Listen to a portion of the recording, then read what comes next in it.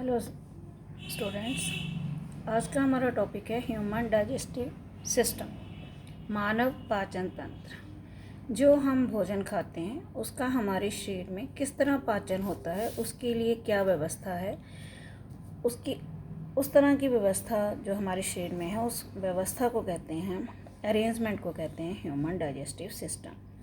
तो human digestive system एक लंबी पाइप नुमा रचना होती है जो कि अलग अलग स्थान पे अलग अलग शेप लिए हुए होती है। तो डाइजेस्टिव सिस्टम में कौन कौन से पार्ट हैं? पहला है बक्कल कैविटी, उसके बाद है भोजन नली जिसको हम इंग्लिश में कहते हैं ऑसियोफेगस और फूड पाइप। फिर उसके बाद आता है स्टमक जिसको हिंदी में आमाशय कहते हैं।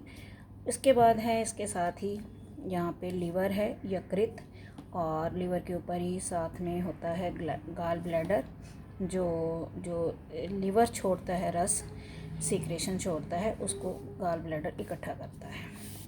यहाँ पे गाल ब्लैडर में वो बाइल्स जूस इकट्ठा हो जाता है। इसके बाद है ये पैनक्रियास जिसको हम हिंदी में कहते हैं अग्नाशय। तो अग्नाशय भी एंजाइम छोड़ता है जिससे प्रोटीन और वसा का पाचन होता है। और इसके बाद है ये हमारी स्मॉल इंटेस्टाइन, मतलब छोटी आंत। तो ये जो छोटी आंत होती है ये कुंडली के आकार की होती है और इसने काफ़ी जगह घेरी होती है। ये लगभग 3 से लेकर 3.5 मीटर तक लंबी होती है और ये इसकी दीवारें बहुत ही महीन होती हैं। और ये इसके बाद आ जाती है ये उभरी सी रचना, ये है हमारी बड़ी आंत, लार्ज इंटेस्टाइन। इसके बाद नीचे आ जाता है मलाशय, रेक्टम, जहाँ पे मल इकट्ठा होता है, व्यर्थ पदार्थ इकट्ठे होते हैं। और ये है एनस, गोदाद्वार, जहाँ से मल बाहर आता है। तो ये थे हमारे डाइजेस्टिव सिस्टम के पार्ट्स। अब पाचन कैसे होता है? जब हम भोजन को मुंह में डालते हैं तो दांत इसको चबाना शुरू कर देते हैं।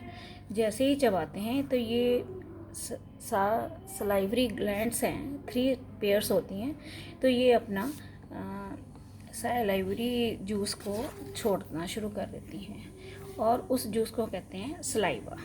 सलाइवा में एमिलेज नामक एक एंजाइम होता है जो भोजन में कार्बोहाइड्रेट को चेंज कर देता है माल्टोज में।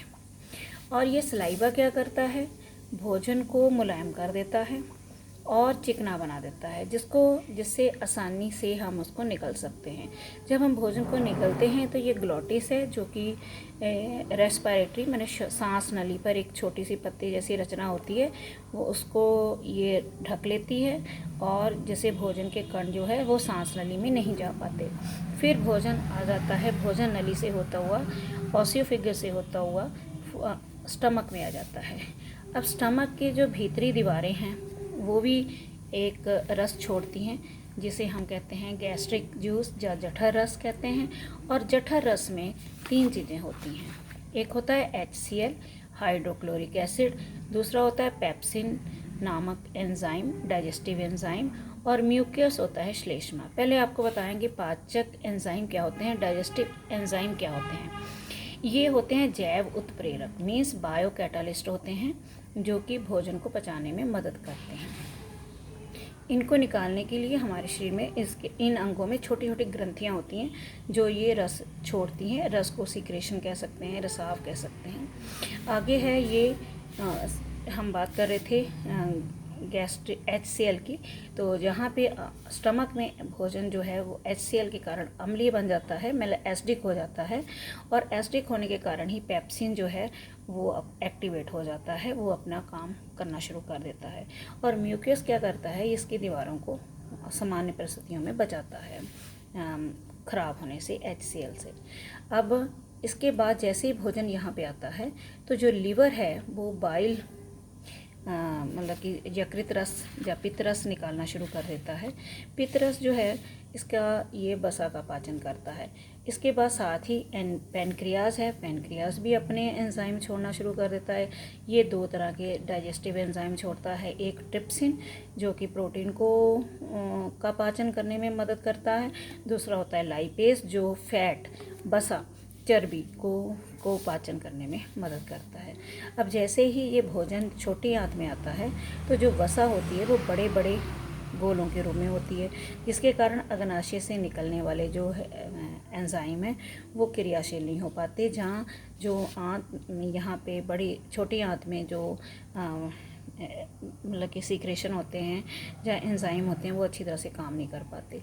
तो इसके लिए जो लिवर है पहले भोजन को क्षारीय बनाता है और क्षारीय बनाने के बाद वो छोटी छोटी गोलियों को तोड़ता है और उसके बाद ये छोटी आंत भी एंजाइम छोड़ती है अपने, और जिसको हम कहते हैं आंतरस। तो ये आंतरस से क्या होता है, भोजन में प्रोटीन, कार्बोहाइड्रेट और वसा का पाचन होता है। यहाँ पे जो भोजन है पूरी तरह से एक इसका भोजन का इमल्सीकृत हो जाता है। भोजन मतलब एक द्रव के रूप में आ जाता है। और ये छोटी आंत जो होती है ये इसके भीतर जो होती हैं छोटी छोटी उंगलियों जैसी रचनाएं होती हैं, मतलब उभार होते हैं, जो कि भोजन को ज़्यादा सोखने में मदद करते हैं। ये उंगलियों जैसी रचना होती है, इसको हम कहते हैं दीर्घरोम हिंदी में कहते हैं और इंग्लिश में कहते हैं विलीस। तो विलीस जो होती हैं वो ज़्यादा सरफेस प्रदान देती हैं भोजन को अवशोषित करने में, एब्जॉर्ब होने में। ये जो भोजन के जो एब्जॉर्ब शरीर करता है, जिसको शरीर के विभिन्न पार्ट्स पे पहुंचाया जाता है ऊर्जा लेने के लिए। इसके बाद जो अनपचा भोजन है वो बड़ी आंत में आ जाता है, साथ में वाटर भी होता है। तो जो वाटर होता है ये लार्ज इंटेस्टाइन जो है वो सोख लेती है, जिसके कारण पानी के साथ ही खनिज लवण भी शरीर में सोख लिए जाते हैं, मतलब एब्जॉर्ब कर लिए जाते हैं। उसके बाद जो व्यर्थ पदार्थ हैं वो रेक्टम में जमा होते रहते हैं और जिसे हम एनस के द्वारा बाहर निकाल देते हैं। अब ये भोजन में जो मूवमेंट होती है आगे जाने की, उस मूवमेंट को हम कहते हैं क्रमाकुंचक क्रिया, जिसको इंग्लिश में कहते हैं पेरिस्टालिसिस प्रोसेस। ये क्या है, एक क्रमबद्ध मसल्स जो हैं वो क्रमबद्ध तरीके से सिकुड़ती हैं और रिलैक्स होती हैं मसल्स, जिसके कारण भोजन जो है फूड के जो पार्टिकल्स है वो आगे की ओर बढ़ते हैं। तो ये था हमारा पाचन तंत्र। आज के लिए इतना ही। Thank you.